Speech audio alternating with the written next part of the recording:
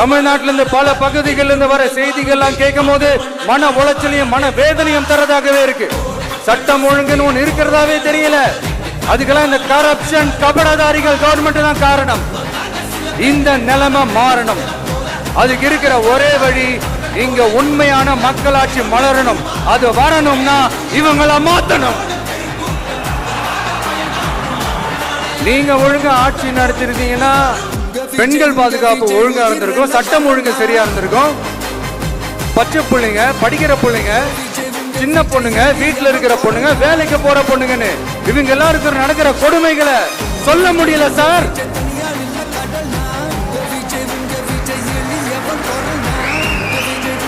இதுல வேற உங்களை அப்பான்னு வேற கூப்பிடுறாங்கன்னு சொல்றீங்க.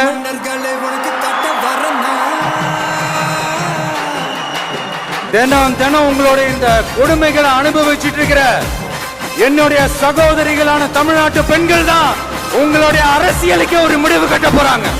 உங்களுடைய ஆட்சிக்கே ஒரு முடிவு கட்ட போறாங்க. உங்களுடைய இந்த அரசியல் வாழ்க்கைக்கே ஒரு முடிவு கட்ட போறாங்க.